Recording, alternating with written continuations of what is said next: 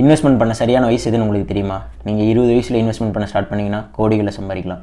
ஆனால் அதுவே நீங்கள் 30 வயசில் இன்வெஸ்ட்மெண்ட் பண்ண ஸ்டார்ட் பண்ணிங்கன்னா உங்களோட பாதி பணத்தை நீங்கள் இழந்துருவீங்க.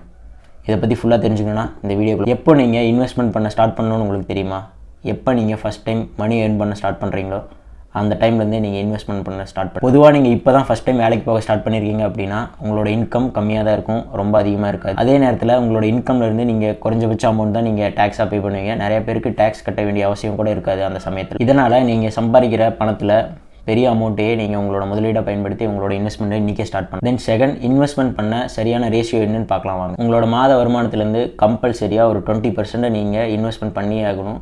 அதாவது எக்ஸாம்பிள் பார்த்தீங்கன்னா உங்களுக்கு 10,000 தான் சம்பளம், நீங்கள் 2,000 ரூபாயை கம்பல்சரியாக இன்வெஸ்ட்மெண்ட் பண்ணியே ஆகணும். இதுவே உங்களோட சேலரி 50,000 per monthன்னு இருக்கும் பட்சத்தில் நீங்கள் அதில் 20% 10,000 ரூபாயை நீங்கள் இன்வெஸ்ட்மெண்ட் பண்ணணும். பொதுவாக மினிமம் 20%லேருந்து மேக்ஸிமம் 50% வரைக்கும் உங்களோட இன்கம்லேருந்து நீங்கள் உங்கள் மணியை எடுத்து இன்வெஸ்ட்மெண்ட். தென் தேர்ட் ஒன், நீங்கள் இயர்லியராக இன்வெஸ்ட்மெண்ட் பண்ண ஸ்டார்ட் பண்ணுறதுல இருக்க இம்பார்ட்டன்ஸ் பற்றி இப்போ பார்க்க போகிறோம். நீங்கள் 20 வயசில் இன்வெஸ்ட்மெண்ட் பண்ண ஸ்டார்ட் பண்ணுறீங்கன்னா உங்களோட 65 வயசில் உங்களோட ரிட்டர்ன்ஸ் கோடிகளில் இருக்கும். ஆனால் அதுவே நீங்கள் 30 வயசில் தான் இன்வெஸ்ட்மெண்ட் பண்ண ஸ்டார்ட் பண்ணியிருக்கேன் அப்படின்னா நீங்கள் கட்டுற அமௌண்ட்டில் பாதி தான் உங்களுக்கு ரிட்டர்னாகவே கிடைக்கும். நீங்கள் 30 வயசில் தான் இன்வெஸ்ட்மெண்ட் பண்ண ஸ்டார்ட் பண்ணுறீங்கன்னா நீங்கள் அதே அளவு அமௌண்ட் இன்வெஸ்ட்மெண்ட் பண்ணியிருந்தாலும் உங்களுக்கான ரிட்டர்ன்ஸ் அதில் பாதி தான் கிடைக்கும். இந்த 10 வருஷ டிலே உங்கள் அசட்டை பாதியாகவே குறைச்சிடும். ஸோ எப்போ இன்வெஸ்ட்மெண்ட் பண்ண ஸ்டார்ட் பண்ணுங்கிற ஒரே ஒரு கேள்விக்கான ஆன்சர் என்னென்னா இப்போவே ஸ்டார்ட் பண்ணணும். அதை நீங்கள் இன்றைக்கே ஸ்டார்ட். தென் ஃபோர்த், எங்கெங்கெல்லாம் இன்வெஸ்ட்மெண்ட் பண்ணலான்னு இப்போ பார்க்கலாம். நீங்கள் நல்ல கம்பெனிஸோட ஸ்டாக்ஸை வாங்கி நீண்ட காலத்துக்கு வச்சுக்கலாம். அப்படி இல்லை என்னால் ஸ்டாக் மார்க்கெட்டை புரிஞ்சிக்க முடியலங்கிற பட்சத்தில் நீங்கள் மியூச்சுவல் ஃபண்ட்ஸை சூஸ் பண்ணி. செகண்ட் ஒன், கோல்டு ரேட் வந்து வருஷம் ஏறிட்டே தான் இருக்கும். நீங்கள் கோல்டில் இன்வெஸ்ட்மெண்ட் பண்ணலாம்.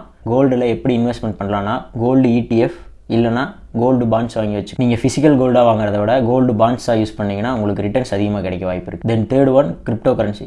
இது வந்து ஒரு டேஞ்சரான இன்வெஸ்ட்மெண்ட் தான் நான் சொல்லுவேன். ஆனால் லாங் டேர்முக்கு நீங்கள் ஹோல்ட் பண்ணுறப்ப அதுலேருந்து கிடைக்கக்கூடிய ரிட்டர்ன்ஸ் உங்களுக்கு அதிகமாகவே. ஸோ அதனால் உங்கள் இன்கம்லேருந்து ஒரு சின்ன பகுதியை மட்டும் நீங்கள் கிரிப்டோ கரன்சியில் இன்வெஸ்ட்மெண்ட் பண்ணுங்கள். தென் ஃபோர்த் ஒன் வந்து ஃபிக்ஸ்டு டெபாசிட் அண்டு பாண்ட்ஸை பற்றி பார்க்க போகிறோம். உங்களால் பெரிய அளவில் ரிஸ்க் எடுக்க முடியாதுங்கிற பட்சத்தில் குறைஞ்ச அளவு தான் என்னால் ரிஸ்க் எடுத்து இன்வெஸ்ட்மெண்ட் பண்ண முடியுங்கிற பட்சத்தில் நீங்கள் FD RD பாண்ட்ஸில் உங்களோட இன்வெஸ்ட்மெண்ட்டை ஸ்டார்ட். தென் ஃபைனலாக நீங்கள் மாதம் 2,000 ரூபாய் உங்கள் 20s இன்வெஸ்ட்மெண்ட் பண்ண ஸ்டார்ட் பண்ணியிருக்கீங்கிற பட்சத்தில் உங்களோட வயசு 65 ஆகிறப்போ உங்களோட ரிட்டர்ன்ஸ் 6.5 crores இருக்கும்.